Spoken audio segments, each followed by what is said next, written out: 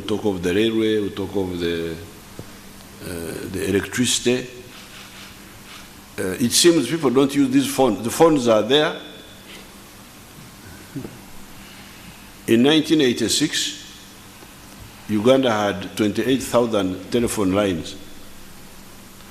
We now have 23 million telephone lines. I don't know how many are in Rwanda.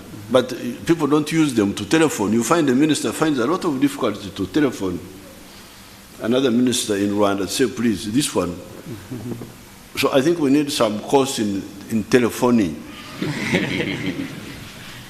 So that things are very simple. If there is something here, somebody is saying this, like these people who may have done this here, done that there, why not consult by telephoning? Recently, you remember the girl who was kidnapped and killed.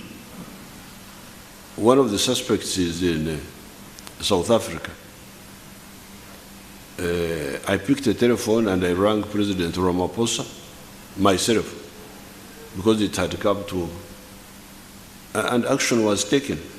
So even in these cases, the people involved, if they could only work closely, I think a lot of confusion would be avoided. Because there is nothing substantive. When I listened carefully, when I met His Excellency in Addis Ababa, he gave me some facts, which I followed up. And I have now been able to report to him on each one of them. So what is the problem? If something has happened, what are the facts? Discuss what is the truth. If there is merit, then you can take legal action. Like, for instance, some weeks ago, weeks, there was a group which was being suspected of being recruited to go through Tanzania to some place, to Burundi, I think, of Banyarwanda, who said they were going for missionary work, for church work. But apparently, when they were interrogated, it was found that the work was not exactly religious, it was something else.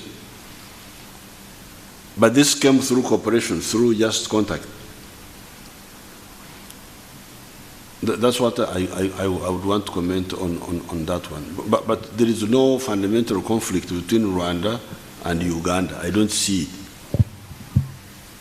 We don't even have a border problem, a border question. At least with Kenya, you can say with Kenya, there is a Mijingo, which we have not resolved, where we need to survey. With Tanzania, there is the issue of 1 latitude south. The border of Uganda and Tanzania is supposed to be at 1 latitude south. But when they measured in 1916, they put it short of that. So that issue is there. We have never resolved it. With Congo, there is Rukwanzi Island, that island called Rukwanzi. But with Rwanda, there is nothing. There is no issue, really. In my opinion, I don't see it. Want to say something? Well, President, you have said everything. I don't think I would add anything to that other than what you emphasized in terms of cooperation, people working together more deeply and bringing facts to be based on to take the right decisions. I don't think there is anything else I can add. Yeah. There is Mr. Gashegu, New Times. Thank you. My question goes to both Your Excellencies. My name is Gashegu Muramira. I write for the New Times, a Rwandan daily paper. My question is basically on private sector engagement by both Rwanda and Uganda. There has to be much private sector engagement both pushed at heads of state level. Remember, we used to have the Uganda-Rwanda business forums, which have died out. We no longer have them.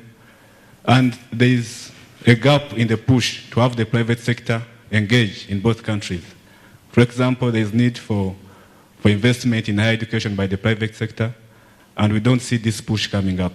How far have you gone in those efforts? Thank you. Well, I think we have ourselves, all of us, to blame for not making a thing like that is useful work for us. So maybe I would suggest what the Foreign Affairs Minister said, Mr. Kutesa, about the Permanent Joint Commission. Why wouldn't they help us speed up that? With the private sector, I don't see why there should be any problem at all. So it's a question, well, the private sector, people themselves need to really reactivate whatever was working and is no longer working. And for us, on our side, in my view, we can give them the political support required for that to be accelerated. That's exactly it. Because the interests are clear. There are things Rwanda produces which we need here. Like, for instance, we have a huge iron ore deposit in Kabare, Muko.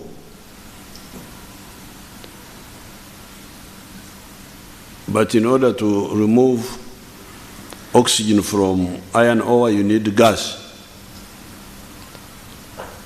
We have discovered oil in Lake Albert, and it has got some gas, but the gas is not too much. It's not like Tanzania, which has got a lot of gas, or like Rwanda, which has got gas from Lake Kivu. And in any case, Lake Kivu is nearer Muko than, for instance, Albert. If you had to pipe gas from Lake Albert, assuming the gas was enough, but we don't have enough gas. What we have is may not be enough to do also the processing of steel. So the people of industry, this should be part of the plan. How are you going to develop the steel industry? We are now building these huge railways all over the place. We are building the power stations, like the ones we are building at Karuma, and the steel is being imported. It would have been better to use our steel here, because the steel we are having, this one of recycled, is not good for dams, it's not good for the railway, it's not good for high-rise buildings. And we are going to build more dams, more high-rise buildings, and we have this resource here. Rwanda has got gas, we have got iron ore. So why should we import steel from Singapore, from what? You find that the freight alone, the transport alone is almost equal to the value of the product. This is what we call uguhaha. Gashegu, you're a Mnyarwanda. Gashegu, uri Mnyarwanda. Mnyarwanda rose.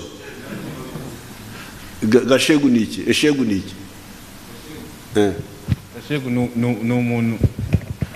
Gashegu ni umuntu uvuga ukuri. Oriko? Uvuga ukuri. Uvuga ukuri is what? The truth. What is the truth? Oh, Shegu. Gashegu, yes. I thought the Shegu was this one which will blow the flute. Oh, this is another one. Oh. Thank you, Excellency. So there's what we call in Kinyarwanda guhaha. Banyankole call it okshaka. So, Oksaka to buy something from other people. You find we are guhaha, things we shouldn't guhaha, we should do. And the closer we work together, the better. So the Ministry of Planning should develop a project with Rwanda to see how to build. We are building the steel industry in the east, in Tororo, using the iron ore there. But how about this side? Muko, together with Lake Chivu. Can we have 2 questions and then we'll go to... Yeah. Mr. Mohammed. Thank you. My name is Gaius Mohammed. I work with Chimp Reports here in Uganda. My question goes to President Kagame. There are reports that some Ugandans living in Rwanda are having their contracts, employment contracts, terminated under mysterious circumstances. That they are verbally told that maybe next month we don't expect you to be here. So how do you respond to that? Thank you.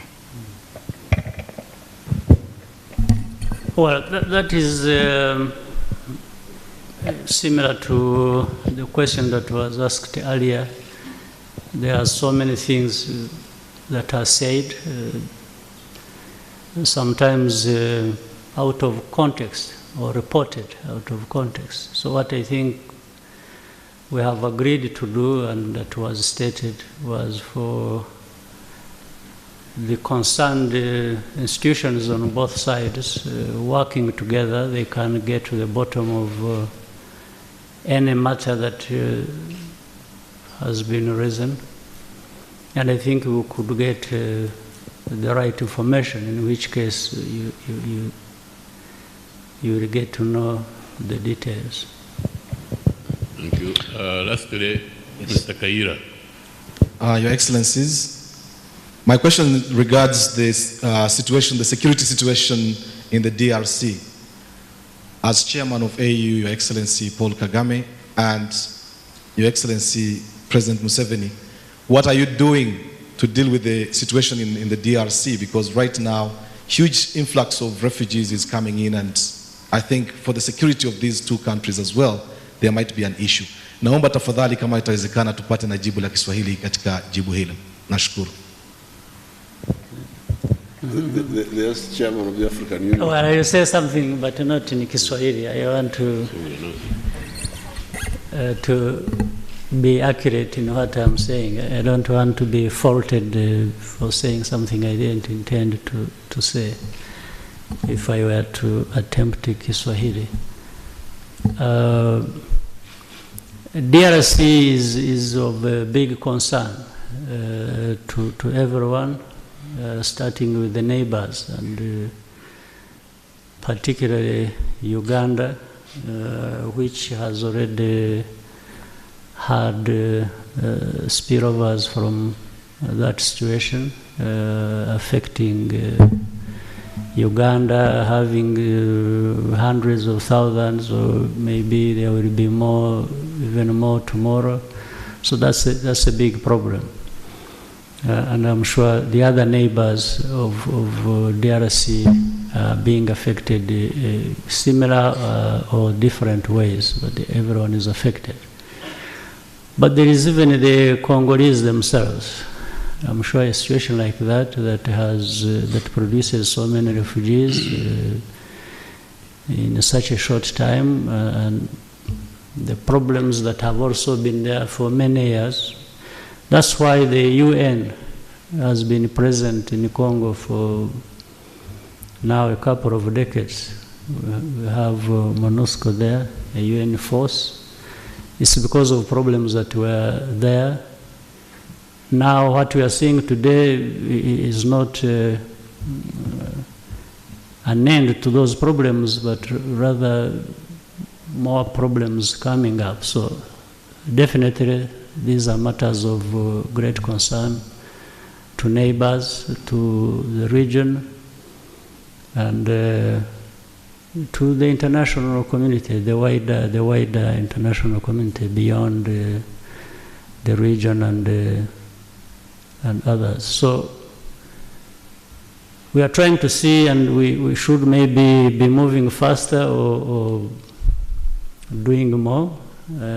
First, as a region, can we find a way of doing something that would be relevant to addressing the problems in DRC as we know them? That we intend to do that. We are already talking. In fact, it was part of the discussion we had with President Museveni. We need to work with the UN that is already present to tell us beyond what they are already doing and have been doing for so many years, that has not produced good results. What else do they intend to do, or what can we do together to make sure that the situation in Congo is stabilized,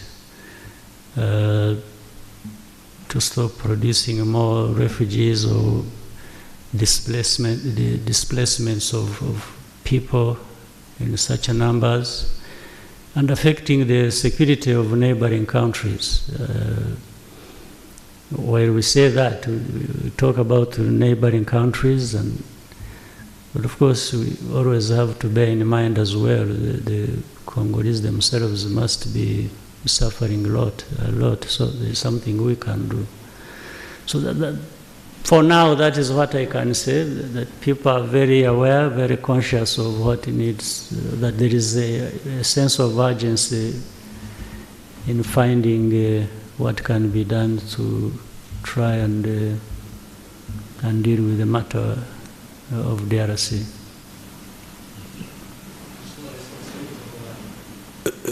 Ndavuga nga chairman wa African wavuze.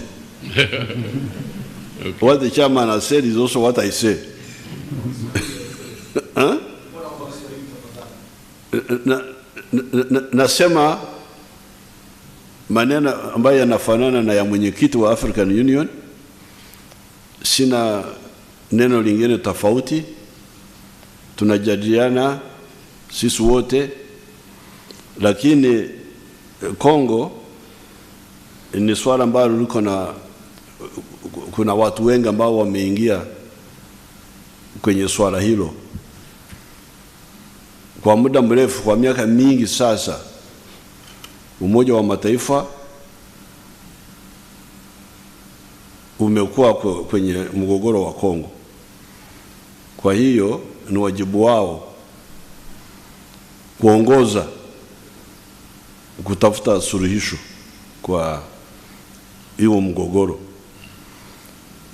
Lakini sasa hivi jambo ambalo limeongezeka ni jambo la wakimbizi. Wakimbizi ambao wanaingia hapa ni wengi sana, sio idadi kidogo. Kama ingekuwa idadi kidogo labda tungenyamaza, lakini kama wakimbizi wa Kongo wamefika 400,000 na wanaongezeka, wakimbizi wa Sudani ya Kusini 1,100,000. Hao ambao wakimbizi ambao wamekuja zaidi peke yao, lakini wakimbizi wengine wakija na ngombe tutaziweka wapi? So mwenyekiti yuko hapa, tumezungumza na tutaongea na watu wengine ambao wanaoshughulika. Lakini Umoja wa Mataifa sasa ndio kwenye mstari wa mbele kwenye hili shida, kwa sababu ni shida ambayo wamesimamia kwa muda mrefu. The UN have been supervising that problem for a long time. Since the death of Lumumba, 1960, the UN has been in Congo almost continuously. 58 years now. lakini tutaongea nao. Bahati nzuri sisi wote tunaongea Kiingereza, tunajua lugha zao. Asante sana. We thank their excellencies and please both delegations join them for lunch across How about these rumamongers? They should also get something to eat. Rumamongers also must not starve. I think they should be catered differently. There's already some facility. Thank you.